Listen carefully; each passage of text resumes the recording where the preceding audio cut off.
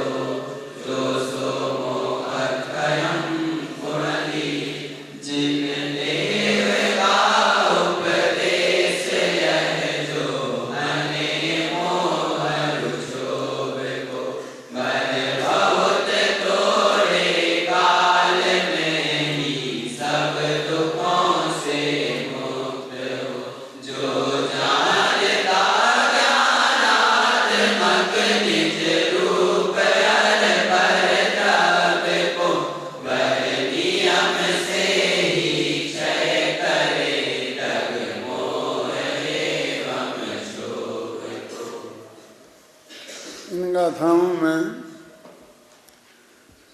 चारित्र मोह और दर्शन मोह दोनों के क्षय का उपाय एक ही बताया है और दोनों का फल भी एक ही बताया है। पहली 88वीं गाथा में तो ये कहा कि जो मोह और राग देश को नष्ट करेगा वह सर्व दुखों से मुक्त होकर जल्दी ही मुक्ति को प्राप्त करेगा, है ना। जौन उपदेश है, तो यह जैन भगवान की उपदेश में ये बात कही है। और दूसरे में ये कहा अपने ज्ञानात्मक आत्मा को और जो पर द्रव्यों को जानते हैं, इसका मतलब भेद विज्ञान पूर्वक जानते हैं, स्वपर का भेद विज्ञान करते हैं, वे दीर्घमोह को और राग देश को नाश करते हैं। तो दोनों का उपाय तो एक ही बताया ना। दर्शन मोह और चारित्र मोह के नाश करने का उपाय भी स्वपर भेद विज्ञान को ही कहा है और ऊपर कहा कि जो इनका नाश करेगा वही मुक्ति का सुख प्राप्त करेगा। माने दोनों के लिए कोई अलग अलग उपाय हैं और अलग अलग से हमको ट्रैक पर चलना पड़ेगा। जैसे हम कहते हैं कि भाई अभी तक तो हमने मिथ्यात्व के नाश का उपाय किया, अब हमें चारित्र के नाश का उपाय, चारित्र का दोष जो राग द्वेष हैं उनके नाश का उपाय करना है। तो वो अलग अलग से होंगे ऐसा कुछ नहीं है। उनकी दो अलग अलग क्लासें लगें, अलग अलग उनको समझाया जाए। एक को दर्शन मोह के नाश करने की विधि में ट्रेनिंग दी जाए, दूसरे को चारित्र मोह के नाश करने की विधि में ट्रेनिंग दी जाए। ऐसा अलग अलग कुछ नहीं है। और दोनों का उन्होंने कहा दिया दूसरी गाथा में अत्यंत स्पष्ट शब्दों में कि जो आत्मा को ज्ञानात्मक और बाकी पर द्रव्यों को जानता है, मैं दोनों के अंदर का भेद जानता है और पर से भिन्न अपने आत्मा को जानता है, उसका मिथ्यात्व भी नष्ट होता है और चारित्र मोह भी नष्ट होता है। तो एक तो प्रमाण सबसे बड़ा यही है कि जब मिथ्यात्व का नाश होता है तो उसी के साथ गारंटी से अनंतानुबंधी कषाय का नाश होता है और अनंतानुबंधी कषाय चारित्र मोह की प्रकृति है। वो चारित्र मोह की प्रकृति है और मिथ्यात्व के साथ उसका समझ लो गठजोड़ा बन गया। इसी वजह से वो हमारे चारित्र खाते में से ऐसे निकल ही गई जैसे कुछ उसका कोई लेना ही देना नहीं है, हैं? और हमने कह दिया यहाँ तक कि चरित्र मोह बस लेस न संयम ते सुरनाथ जजे हैं। मैं ये कहना चाहता हूँ कि इससे एक बड़ी हानि ये हुई कि चारित्र मोह में जो सबसे प्रबल प्रकृति है, माने उसको एक तरफ रखो अनंतानबंदी को और एक तरफ रखो बाकी 21 को, तो वे पासंग नहीं बैठती हैं। मतलब कोई ताकत नहीं है उनकी, कोई मोक्ष मार्ग रोकने में, समझ नहीं ना। अब बे सब हो गई, चारित्र की जब बात आएगी तो वही बात होगी। और ये अनंतानबंदी की बात ही नहीं, अनंतानबंदी खत्म हो गई तो चारित्र ही हुआ नहीं मानने हम तैयार हैं। वो ठीक है, स्थूल रूप से बाहर में कोई परिवर्तन दिखाई नहीं देता है, क्योंकि चरणानी योग तो जो बाहर में परिवर्तन दिखाई देता है उसके हिसाब से गिनती शुरू करता है ना। लेकिन उसको कुछ ही नहीं हुआ ऐसा मानते हैं। अब ये खाई बहुत चौड़ी है, कितनी चौड़ी है कि वो कहते हैं कि कुछ नहीं हुआ और हम कह रहे हैं कि कुछ नहीं बचा, सब हो गया। अब इतना चौड़ा पाठ है, ये कैसे पूरा हुए, समझ में? कब अनंतानबंदी गई, अब क्या है कि बाकी अब प्रत्याख्यान जाते रहेंगे, उसमें क्या फर्क पड़ता है? चली जाएंगे धीरे धीरे। अब तो उनको जाना ही है, अब तो एक सुनिश्चित हो ही गया क्या। अब हम करुणानी योग के उस सहारे जाते हैं तो फिर चक्कर में फंस जाते हैं। कैसे चक्कर में फंस जाते हैं कि एक बार जिसको सम्यक दर्शन हो गया, एक बार जिसके मिथ्यात्व का अभाव हो गया, अनंतानबंदी चली गई, तो वो अवश्य मोक्ष जाएगा अर्धपुद्गल परावर्तन में। अब उसे ऐसी लंबी म्याद बता देते हैं कि अर्धपुद्गल परावर्तन क्या है, यानी तुम नहीं समझोगे, जिसमें कितने अनंत सागर होते हैं, क्या बोलते हैं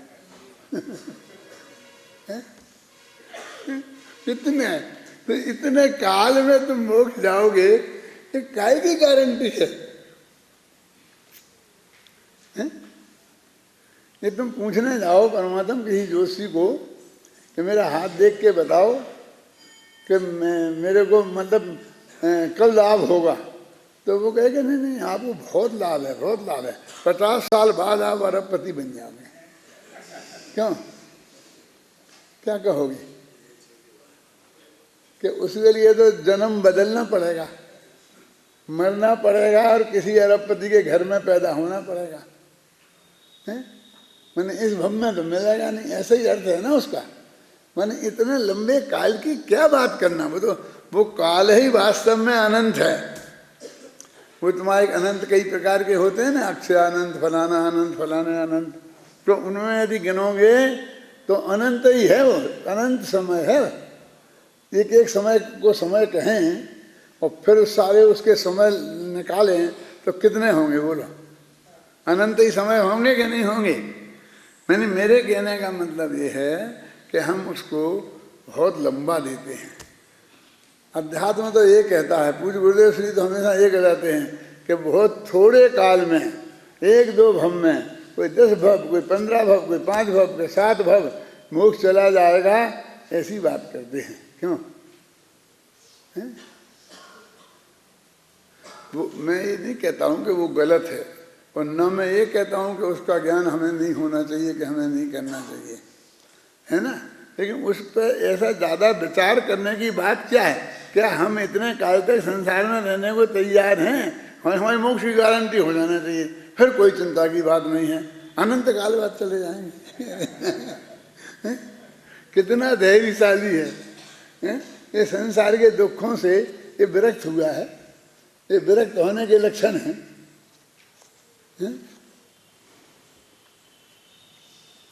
एक दफे हमको तत्व ज्ञान हाथ लग गया है तो टोटम जी ने लिख दिया है कि इस भव में, इस भव नहीं तो अगले भव में वो संस्कार जाएंगे। क्यों? और हमारा तुम्हारा काम हो जाएगा।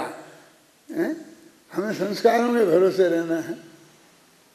इस भव में हम इतने अनुकूलता में हैं और इतना विवेक हमारे ख्याल में आ गया है यहाँ तक हम पहुँचेंगे कैसे?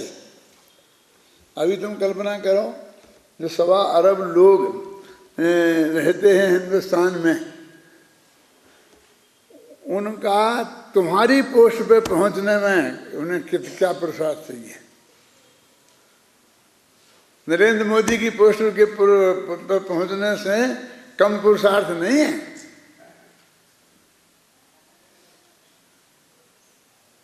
मेरा मतलब समझे कि नहीं समझे?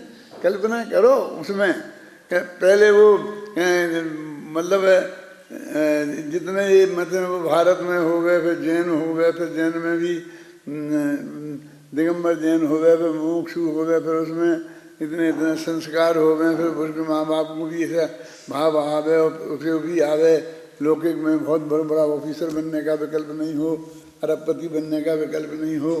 तो एक आसान नहीं है, बहुत बहुत कठिन है, अत्यंत बोधि दुर्लभ जैसे बोलते हैं ना, अत्यंत बोधि दुर्लभ है। बोधि दुर्लभ भावना में तो यही बताया है सब जगह, तो अंत में यही बताया ना कि आत्मज्ञान का प्राप्त करना अत्यंत दुर्लभ है। कहा कि नहीं कहा? तो मैंने 12 भावनाओं की लिखी थी वो बोधि दुर्लभ भावना, तो मेरे दिमाग में एक विकल्प आया कि हमारे शास्त्रों में लिखी है, आचार्यों ने लिखी, तो उसकी मैं कोई आलोचना नहीं कर रहा हूँ, लेकिन मेरे विवेक से मैंने निर्णय किया कि निगोद से निकलना बहुत मुश्किल है, फिर 10 पर्याय में आना मुश्किल है, तो उन्हें वहाँ से गिनाना शुरू करते हैं वो। क्यों? और फिर बीच बीच में वो एक पेड़ है, इतना बड़ा पेड़ है, और उस पेड़ को पूरे लेके आग लगा दो, राख हो जाए, उस राख को गंगा नदी में बहा दो, और जो परमाणु अलग अलग हो गए ना, वे सारे परमाणु फिर इकट्ठे हो गए, वैसे ही का वैसा पेड़ बन जाए। क्या इतना दुर्लभ है, इतना दुर्लभ है, ऐसे बहुत बहुत उदाहरण देके क्योंकि बताए ना।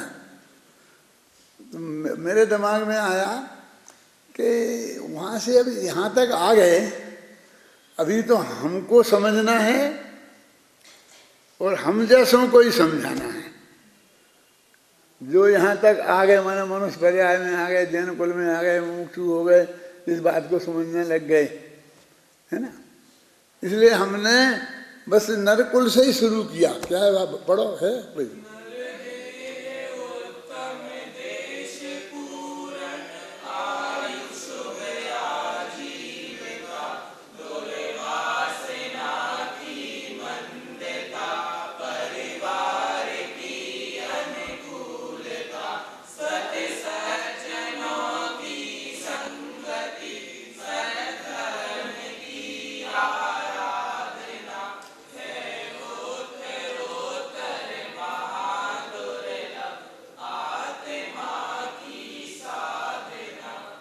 आप इसे देखो, जनागम भी पढ़ोगे, पढ़ना चाहिए, जितनी 12 भावनाएं हैं, जितने कवियों की, आचार्यों की, वो सब पढ़ना चाहिए और उसमें से रहस्य निकालना चाहिए।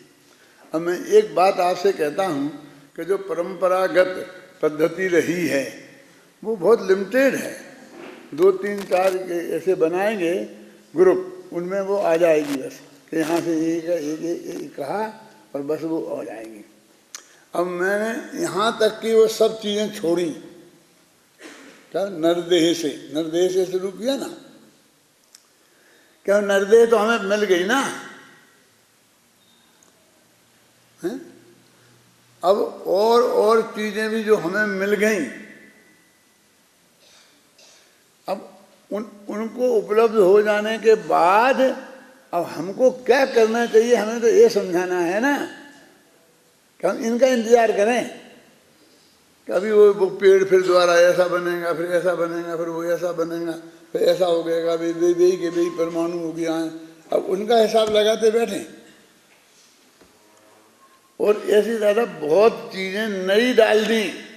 आखिर 16 पंक्तियां हैं, तो उन 16 पंक्तियों में जो चीज़ें किसी ने आज तक नहीं कही थी, दुर्लभता में बताने में।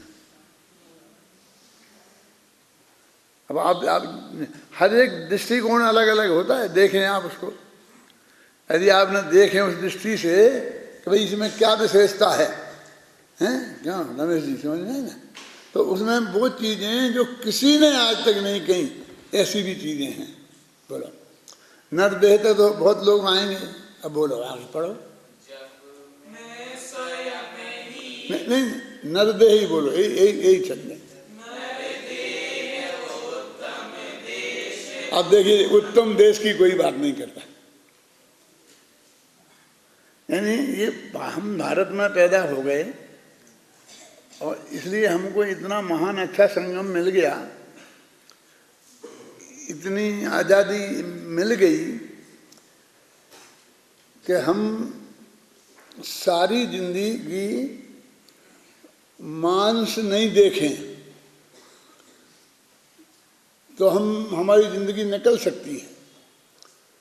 हम मांस का रंग भी नहीं जाने तो निकल सकती है। और यदि अमेरिका लंदन में पैदा हो गए होते बढ़िया से बढ़िया देश, जिनके लिए लोग दौड़ते हैं, मरते हैं जिनमें जाने के लिए, उनमें एक भी आदमी इसकी गारंटी नहीं कर सकता। उसे लगभग सप्ताह में एक दिन तो वो सब देखने ही पड़ेंगे। क्यों? सब्जी लेने जाना पड़ेगा और सब्जी की दुकानें और वे मांस की दुकानें एक सी लाइन सी लगी हैं, बस खत्म भैया।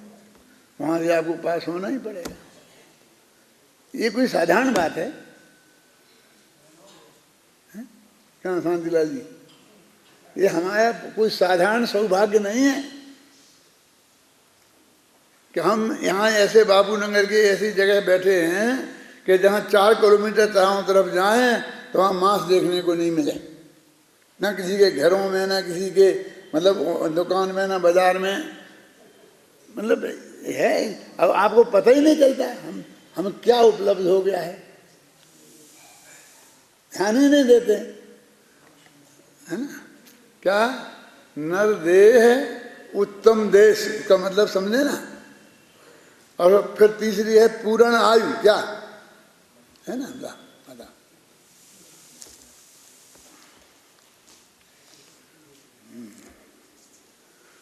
नर देह उत्तम देश और ये पूर्ण आयु।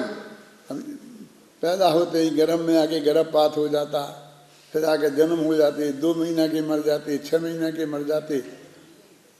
जब हम लोग पैदा हुए तब तो बच्चों के मरने की इतनी थी कि समझो 80% मर जाते थे। ये हिंदुस्तान में जो इतनी संख्या दिखती थी ना, वे 20% जिंदा बचे उनकी है। बहुत कम थी, अब तेजी से तो अब बढ़ रही क्योंकि मरना बंद हो गया। आप समझिए, मतलब ये मैंने पूर्ण आयु, हम 80 वर्ष तक की आयु मिल जाना, ये कोई साधारण पुण्य का काम नहीं है। मेरे कहने का मतलब ये साधारण सौभाग्य नहीं है। हमको जो सौभाग्य मिल गया, हम वो दुखोना नहीं रो रहे कि हमें जो नहीं मिला है और मिल के हमने छोड़ दिया है, उससे हमको क्या लेना। देखो, पूर्ण आयु और शुभ आजीविका, ये देखिए, माने कितने कितने तरह की आजीविकाएं हैं जिनमें हिंसा, झूठ, चोरी, नौनु सब चीज़ें हैं। कोई भी ऐसी नहीं है कि जहां आपको मतलब बिल्कुल निरापद पाप से रहित प्रवृत्ति की हो। अब उनकी नासमझी के लिए मैं क्या शब्द कहूँ कि अभी आप जैसी लोग आजीविका करेंगे, तो मान लो सरकारी स्कूल में नौकरी करने चले गए तो वो बढ़िया है। आप ऑफिसर बन गए, महेश जैसे वो बन गए भोपाल में जैसे ऑफिसर। मेरे पास आके बैठ के रोया था वो महेश, दादा मैं तो इस्तीफा देता हूँ। क्यों भैया? क्यों बेटा, क्या है? बहुत परेशान करते हैं। हम तो समझते तेरा नाम लेते हैं दुनिया में कि वो डायरेक्टर बन गया है एजुकेशन में, है? कुछ नहीं रखा कहीं भी। शांति जी को भी ऐसा पागल में सवार हुआ था, तो आए कि मैं तो जा रहा हूँ गवर्नमेंट सर्विस में, इसमें जाना है। पहले तो मैंने बात नहीं की, नाराज हो गया। फिर बहुत गुस्से में बात की, जाओ हट जाओ, मेरे से बात मत करो। कहाँ नरक में जाने की सोच रहे? हम तो छोड़ के आए ना उस नरक को, देख के आए ना क्या है तुम्हारी गवर्नमेंट की सर्विस में क्या है, और सब देख के आए हम। कितना दुर्भाग्य है हमने बोला ना कि हम पढ़ाने जाते थे और आधा घंटा बैठने चाय के लिए मिलता है ना, चाय क्या बोलते हैं उसको, रेसेज। उस रेसेज में बैठते थे तो जो हमारे साथी अध्यापक थे वो इतनी गंदी गंदी बातें करते थे कि बस उनके साथ बैठा नहीं जाता था। तो ऐसा बहाना बनाकर कि हम तो घर की चाय पीते हैं, बाजार की नहीं पीते। बाजार की पीते थे, ऐसी कोई बात नहीं है, तो घर चले जाते थे क्योंकि इनके साथ नहीं बैठना पड़े। और घर जाने में क्या था कि आधा घंटे में 10 मिनट तो जाने में लगते थे और 10 मिनट आने में लगते थे, तो रास्ते में निकल जाता था, पैदल ही जाना आना पड़ता था। वहाँ घर पे 5 मिनट भी बैठने को शांति से नहीं मिलते था। लेकिन इन दुष्टों की संगति से कैसे बचे? गांधी जी की समझ में आया, अरे अमृतचंद्राचार्य को आपने ख्याति पढ़ा कर इतना महासौभाग्य मिला, इसकी आप कल्पना नहीं कर सकते। अकेली शांति जी को नहीं, मैंने औरों को भी बहुत समझाया, अभय जी को भी बहुत कहा था जब वे यहाँ से गए थे। मैं मेरे दिल में जो सच्ची बात है वो कहता हूँ। ये दुनियादारी से मुझे कुछ लेना देना नहीं है। और अब तो क्या मतलब है, मैं तो अब तो मेरी जाने की तैयारी है, मुझे किसी से क्या लेना देना। तुम खुश हो तो खुश रहो, नाराज हो तो नाराज हो, क्या करो, बोलो क्या फायदा। तो वो अपन पढ़ें, कहाँ है, नर देह उत्तम देश पूर्ण आयु और शुभ आजीविका। अब आपको आत्मख्याति पढ़ाने को मिल रही है शांति से, और आपको 2 रोटियों की व्यवस्था है। अब इसको कुछ नालायक कहते हैं, नहीं धर्म की आजीविका है। और इन सब पापियों की, धर्म की नहीं है। इसमें पाप की आजीविका करनी है। कि महापाप करने वाले हमें बताते धर्म की आजीविका है। क्यों? इस शांति जी संस्कृत पढ़ाते, हिंदी पढ़ाते, तो उन्हें इतने पैसा नहीं मिलते, इससे दूने मिलते। इनके साथियों को दूनों तिगुने मिल रहे हैं। वही तो टॉपर्स थे क्या।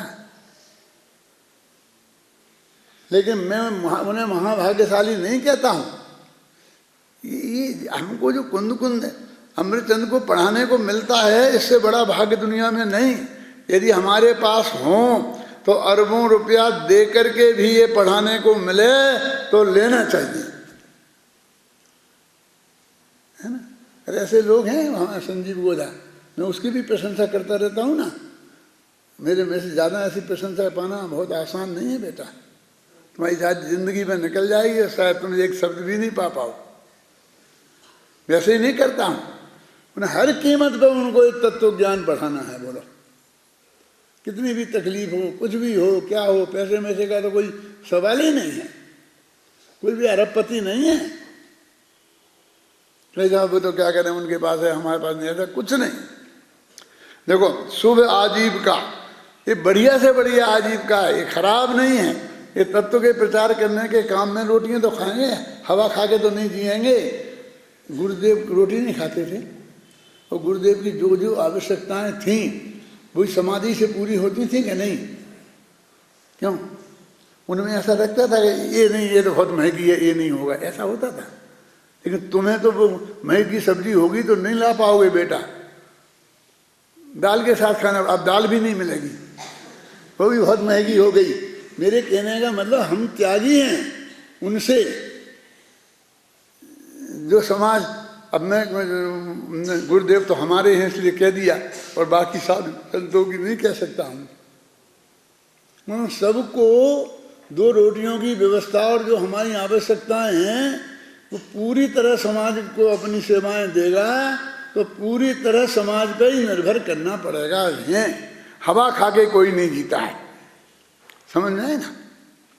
ईमानदारी की जिंदगी, 1 नया पैसे का विकल्प नहीं यहाँ वहाँ का। क्या शुभ आजीविका ये साधारण शब्द नहीं है।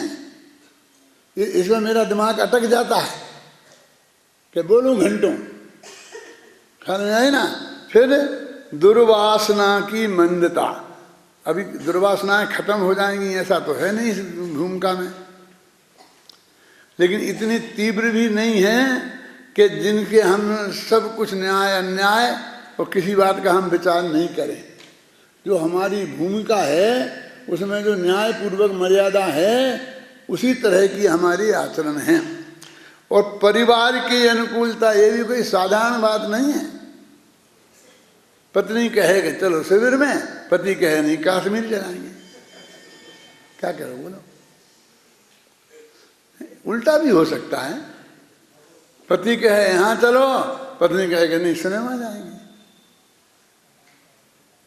यदि अनुकूलता नहीं हो पत्नी की, माँ बाप की, बाल बच्चों की, तो भी बहुत कठिन होता है। यदि भाग्य से हमको ऐसा परिवार मिल गया है कि सब एक ही लाइन में, सब एक ही कहते कि हाँ चलो, तो कोई ना कहते ही नहीं है, एक मत भी नहीं हम आता है घर में कि शंकर जी चलना है कि नहीं नहीं चलो चलो सब तैयार है। तो ये भी बहुत बड़ी बात है, बहुत बड़ी उपलब्धि है। हर एक को मिल जाएगी इसकी गारंटी नहीं है। जिनको नहीं होगी वो नरक जो वे भोग रहे हैं ना, उसका आपको पता नहीं है, खासकर महिलाओं में। क्योंकि पति देव तो अकड़ू होते हैं, तो वे तो नहीं परवाह करते हैं महिलाओं की। लेकिन महिला तो बेचारे की पति की परवाह करनी ही पड़ती है ना। और वो नहीं आए तो नहीं आए, नहीं आए शिविर में तो नहीं आए, और अकड़ जा नहीं जाने देना। कैसा मैं अकेली चली जाऊंगी, नहीं जाने देना अकेली, क्या करो। मैं बहुत वैसी महिलाओं को देखा है, ख्याल में ना, देखा है कितनी तकलीफ में होती हैं वो। उनके लिए तत्व ज्ञान, ये हमारा एक प्रवचन सुनना कितना भारी पड़ता है। अमेरिका में एक महिला है, नाम नहीं बताऊंगा मैं, तो वो मेरे 6-6 घंटे प्रवचन सुनती रहती, गुरुदेव के मेरे एकदम चालू रखती जोर से। और घर के किसी भी कोने में रहें तो आवाज़ वहाँ पहुँचना चाहिए, इतनी तेज़ आवाज़ में चलाती है। रसोई में रहे तो वहाँ पहुँचना चाहिए, बाथरूम में रहे तो वहाँ पहुँचना चाहिए, बैठक जहाँ हों वो उसकी आवाज़ आना चाहिए। प्रवचन भी चले, चाहे वो अपने ये भजन मंगल जो अच्छे अध्यात्म के हैं ये चलें।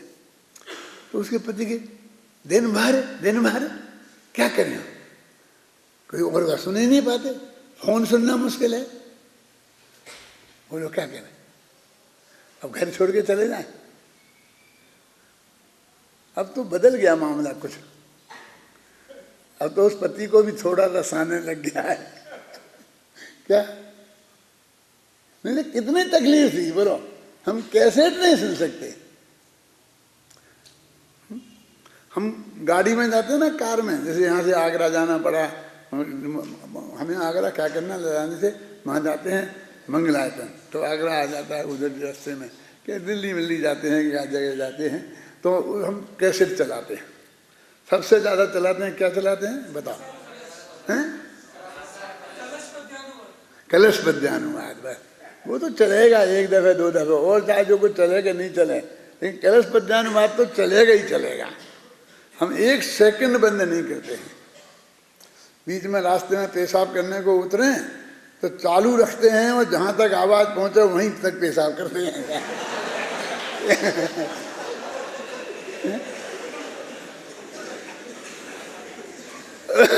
और हमारी पत्नी तो और ज़्यादा पागल है, वो तो एक सेकंड को बंद नहीं करने देती, एक सेकंड को।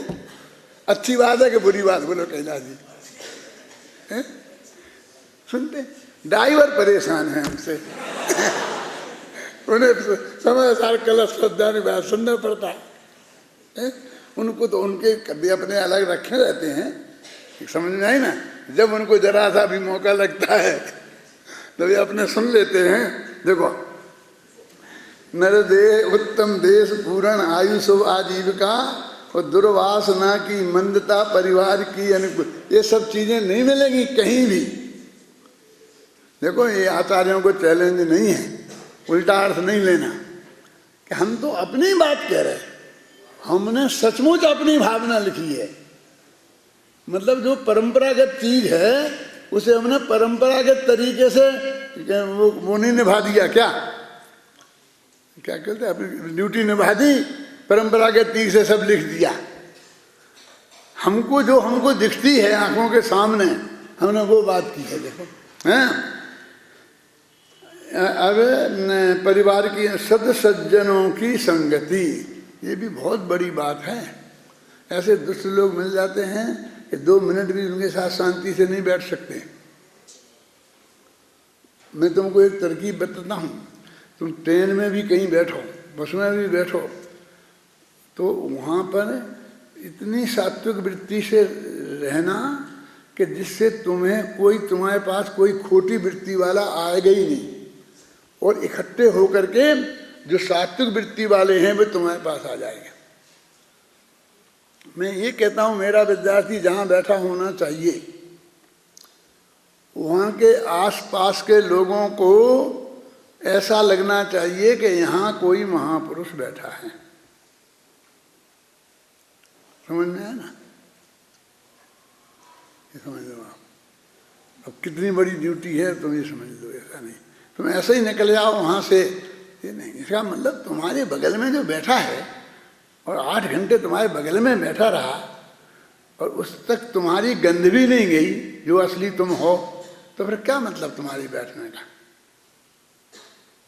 तुम्हारे उठने में, बैठने में, खाने में, पीने में, पहनने में, ओढ़ने में, बात करने में, पढ़ने में, लिखने में, वो चीज होना चाहिए कि कम से कम एक कूपा जिसमें तुम बैठे हो हैं, वहाँ के लोगों को तो ये लगे कि हाँ ये बहुत कोई सज्जनोत्तम पुरुष यहाँ बैठा है। हमारे घर में लगनी चाहिए, पड़ोस में तो लगनी चाहिए, लेकिन वो भी 4-6 घंटे हमारे ऐसे ही नहीं जाना चाहिए। सज्जनों की संगति और सद्धर्म की आराधना, ये जो गुरुदेव से अपन को प्राप्त हो गया है। अब वैसे तो जैन धर्म सद्धर्म ही है, अब जैन धर्म तो लाखों लोगों को मिल गया है, लेकिन अपन देख नहीं रहे कैसी जिंदगी जा रही है। किसी की हम भलाई बुराई नहीं करना चाहते हैं, लेकिन जो असली तत्व ज्ञान जिनके पास नहीं है वो काय का सद्धर्म उन्हें मिल गया। जैन धर्म मिल गया होगा, सद्धर्म नहीं मिला। सद्धर्म की आराधना है उत्तरोत्तर महादुर्लभ। इनमें से आगे आगे की चीज अत्यंत कठिन है। और आत्मा की साधना, फिर अंत में आत्मा की साधना हमारे अंतिम बिंदु है। और हमारे लगभग हम सब इनमें ही से गुजरे हैं, गुजर रहे हैं, रहते हैं। हमने उन सारी परिस्थितियों को लिखा है। इसलिए मैं कहता हूँ कि हम तो अपनी लिख रहे। उसमें मैं लिखा ना, उसमें ये तो हम अपने लिए लिख रहे समाधि मरण, तो 12 भावना भी हमने अपने लिए लिखा। क्या नियम सार वाले कहते हैं हम अपने लिए लिखा, अपने लिए लिखा। देखो हमारी ही बातें हैं, ये कोई दूसरे की बातें ही नहीं। आगे और बहुत बातें हैं, इसलिए मैं कोई पूरा वही दुर्लभ भावना पर प्रवचन नहीं कर रहा हूँ जो सब बातें बताऊँ, लेकिन मैं एक इस पॉइंट पर आपका ध्यान आकर्षित करना चाहता था कि ये हम सबसे बड़े भाग्यवान जीव हैं। ये अरब लोगों में सबसे ज़्यादा भाग्यवान यदि कोई हैं तो उन लोगों में से वो लोग हैं जो इस टोडरमल स्मारक भवन की बाउंड्री में हैं। मतलब ऐसा नहीं बाहर कोई है ही नहीं, मैं किसी का अपमान करना मेरा उद्देश्य नहीं है, लेकिन हमें जो दिखाई देते हैं उसकी बात हम करते हैं। क्या कहाँ अपन पढ़ रहे थे, 2 बातें बताई थी ना मैंने, कि एक तो मैंने क्या बताई थी, बोलो याद है? मैं बताता हूँ कि इनने दर्शन मोह और चारित्र मोह को नाश करने की एक ही विधि बताई है, और उससे ही लिखा है कि तुम्हारे दोनों नाश हो जाएंगे और तुम्हें मोक्ष की प्राप्ति होगी। इसमें मैंने बहुत ध्यान से देखा इस पॉइंट को, और इसमें ये कहना चाहता हूँ मैं कि दर्शन मोह के लिए जो त्रिकाली ध्रुव भगवात्मा आत्मा का निर्णय करके आगम से, युक्ति से, गुरु से, है ना, सोच कर, तर्क के आधार पर, युक्ति के आधार पर, अपनी रुचि की तीव्रता से, और उसमें अपनापन होना, ये मार्ग यदि मिथ्यात्व के नाश का है तो बस यही माने यही का मतलब कि वो इतनी अधिक रुचि हो जाना कि उसके बाहर निकलना ही नहीं। उसकी निरंतरता बनी रहना ये उपाय चारित्र मोह का है। माने ट्रैक बदलना नहीं है शांति जी, क्या वो जो निर्णय करना, वो रुचि होना और लगातार होना, बस वही वो रिपीटिशन, न बस रिपीटिशन, वो चारित्र के नाश का उपाय है। कि नहीं वो छठवां गुणस्थान हो जाए, फलानी प्रकृति फिर ऐसी नाश होगी, वो सब होती रहेगी। वो कर्म का काम कर्म में ऑटोमेटिक होता रहेगा, तुम्हें उसमें कुछ नहीं करना है। मतलब हमारे यहाँ सबसे बड़ी कर्म की थ्योरी में ये मामला है कि वे कर्म अपने हिसाब से बनते हैं, बनते रहेंगे, और उसमें तुम्हारे जो भाव निमित्त होने होंगे वे भाव भी तुम में होंगे, अथवा तुम में जो भाव हो रहे हैं उनके निमित्त से जो वस्तु का स्वरूप है उसके हिसाब से वे कर्म बन जाएंगे। वहाँ कोई अन्याय होने की संभावना नहीं है, वहाँ कोई बेईमानी की संभावना नहीं है। करुणा नियोग जैसा ईमानदार कोई व्यक्ति कहीं नहीं मिलेगा। माने जैसे जैसे तुम भाव करोगे उसके अनुसार कर्म बंध आदि की जो प्रक्रिया है वो बिल्कुल ईमानदारी से होगी, उसमें कहीं कोई बेईमानी संभव नहीं है। उसकी तरफ देखने की तुम्हें एक मिनट से खराब करने की जरूरत नहीं है। ये नहीं कह रहा हूँ कि उसे नहीं पढ़ना, ऐसे कर्म बन जाएगा, ये बन जाएगा, ऐसा हो जाएगा, वैसे हो जाएगा। नहीं नहीं, जो तुम्हारे भाव हैं वैसे ही बनेंगे। तुम्हें जो कुछ करना है तो हम भावों को तो संभालें, अरे तुम अपने आत्मा को संभालो तो सब भाव माप संभल जाएंगे। क्यों, क्या करना बोलो। अब हम सब लोग इस प्रयत्न में रहते हैं कि मैं अपने परिणाम संभालूं, मैं परिणाम संभालूं, परिणाम संभालूं, ये गलती ना हो जाए, ये नहीं, ये पाप ना आ जाए, ये नहीं हो जाए, ये नहीं हो जाए। अरे तुम असली चीज को देखना तो उसमें परिणाम अपने आप समझेंगे। तो परिणामों को संभालने से परिणाम नहीं समझते हैं।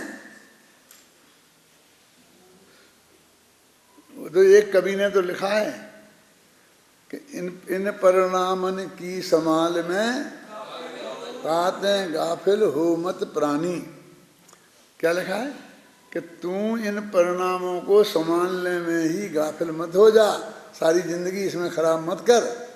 हमने क्या अर्थ लगाते हैं उसका कि परिणामों को 24 घंटा संभाल, कहीं बिगड़ ना जाए। गाफिल मत हो जा, गाफिल मत हो जा माने संभाल संभाल। अरे मेरे संभाले संभलते ही नहीं है, उनके संभालने में पागल मत हो। तुम अपने को संभाल तो वे परिणाम अपने आप संभलेंगे। मैं ऐसा ही अर्थ करता हूँ। ताते निज परिणामन की संभाल में गाफिल मत हो प्राणी है।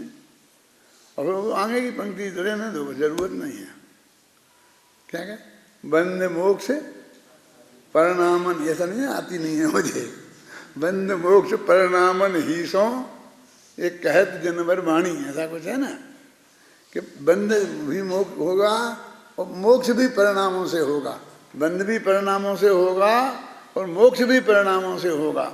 अरे भाई उसका कारण, असली कारण तो त्रिकाली ध्रुव है, और उसके आश्रय से होने वाले जो परिणाम हैं उनको भी कारण कहा जाता है।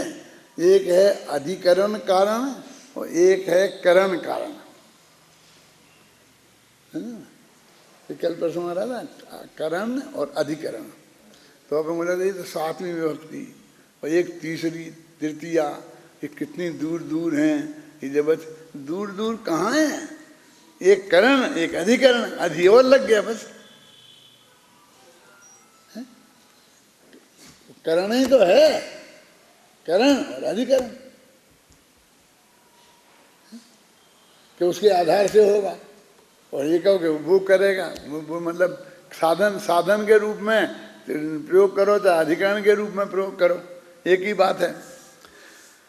देखो अभी जिस प्रकार तीर तलवारधारी मनुष्य, तलवार की बात तो मैंने कल कर दी थी कि अभी तलवारधारी को चलाने के लिए बात करते हैं तो लोग उधर ले जाते हैं कि आपको ऐसे वितोबास आदि की तलवार चलानी पड़ेगी।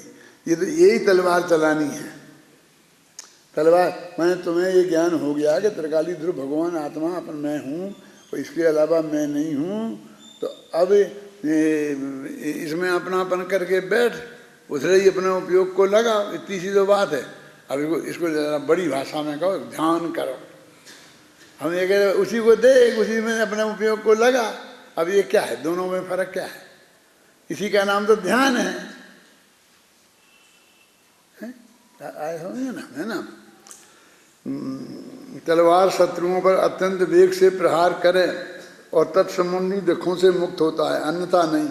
उसी प्रकार अति दीर्घ उत्पादमय संसार मार्ग में किसी भी प्रकार से जिनेन्द्र देव के अति तीक्ष्ण असी धारा के समान उपदेश को प्राप्त कर जो पुरुष मोह राग देश पर अति दृढ़ता पूर्वक प्रहार करता है, वह शीघ्र सब दुखों से मुक्त हो जाता है। अब लिख दिया अर्जुन देव का उपदेश। जिन अर्जुन देव का उपदेश कहाँ से लाए लोग? इसलिए बोले हम तो महाभागे हैं, पंचम काल में तीर्थंकर तो है नहीं, उनका वियोग है, अब उनको रो।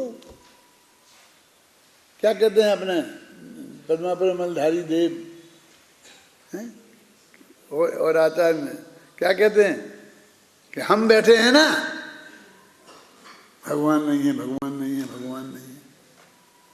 ऐसे हम बैठे हैं। जो भगवान कहते थे समोषण में, वही हम कह रहे। गुरुदेव फरमाते थे ना, 100 इंद्रों की उपस्थिति में, राजा महाराजाओं की उपस्थिति में, मुनिराजों की उपस्थिति में जो सर्वज्ञ भगवान ने बात कही थी, वही हम बात कह रहे।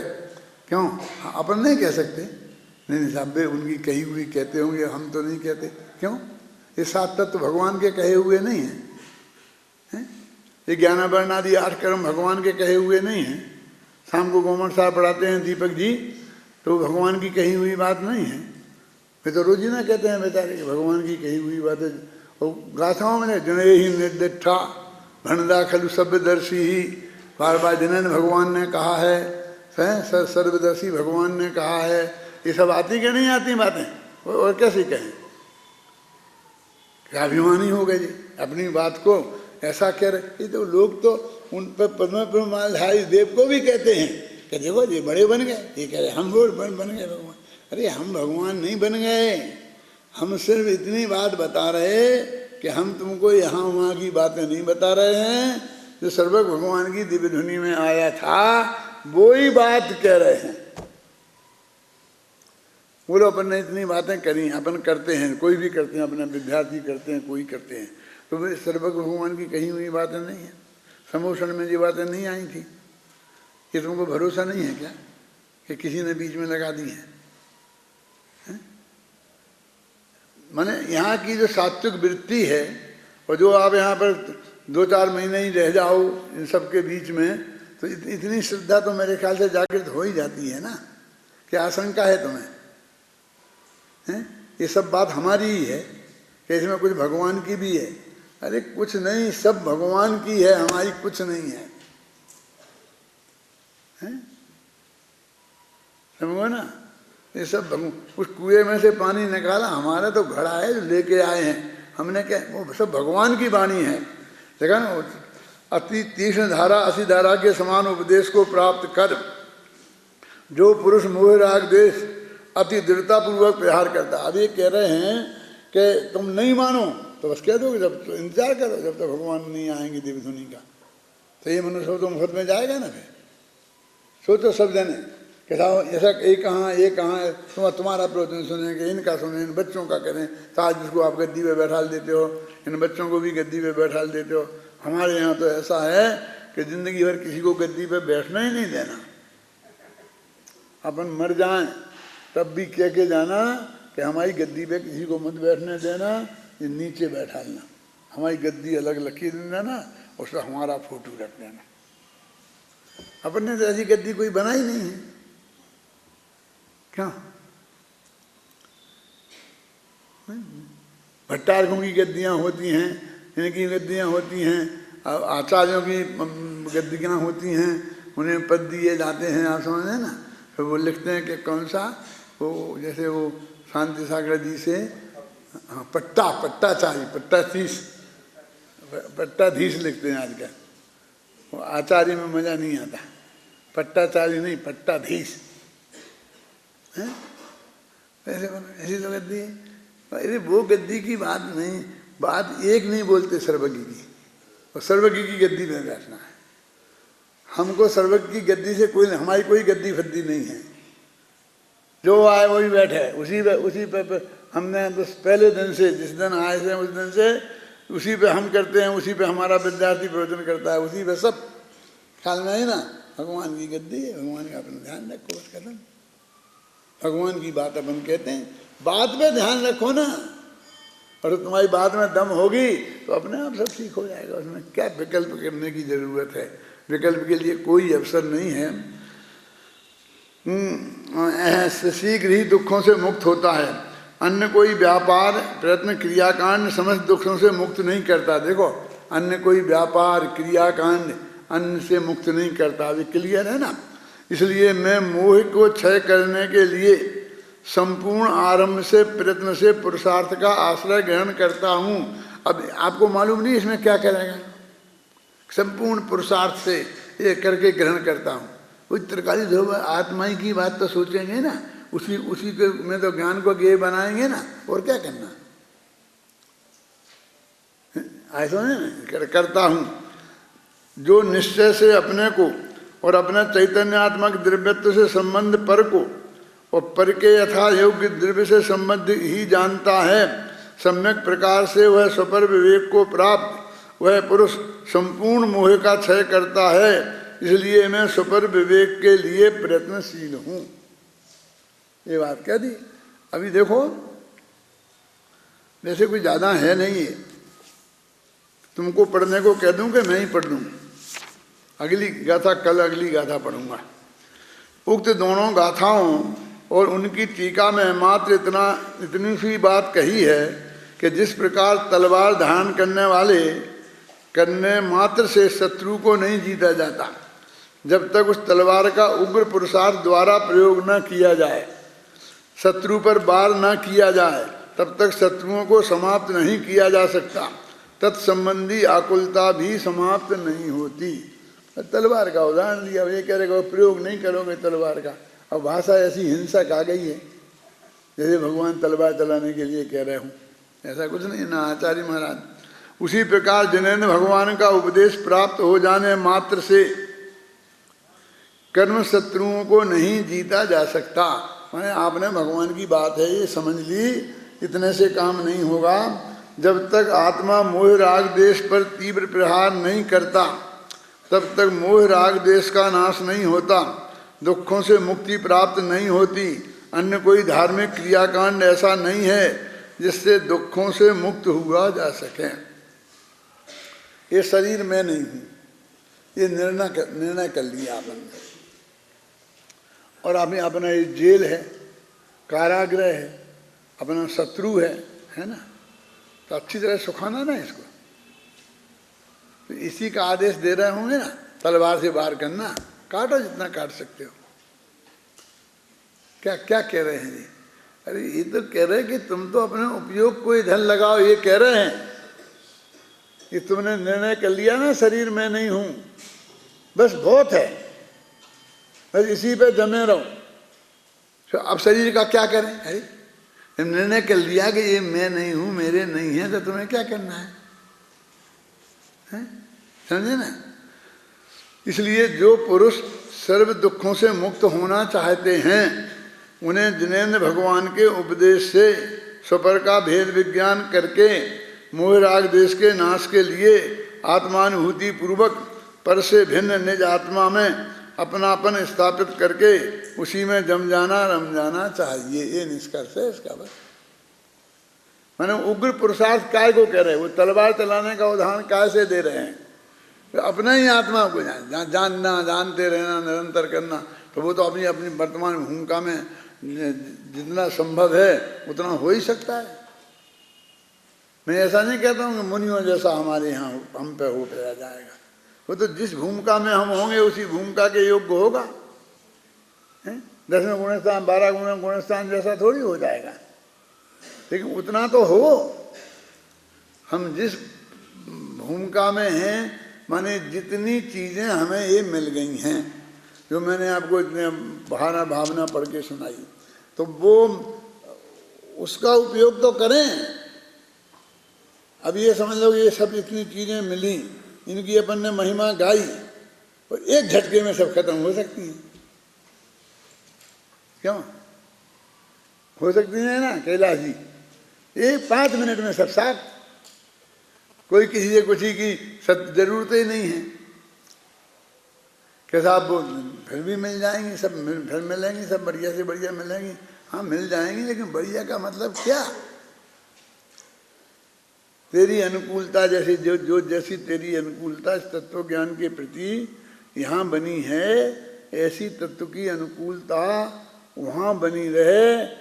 ऐसे सारे संयोग मिल जाएंगे क्या? मिल जाएंगे तो बहुत ही बढ़िया बात है। मिल भी सकते हैं, मेरे कहने का मतलब असंभव कुछ नहीं है, है ना?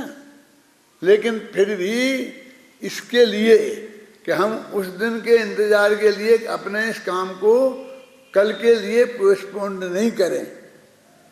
इनका लाभ हम आज ही और अभी ही उठाएं, ऐसी बात इस गाथा में कही गई है।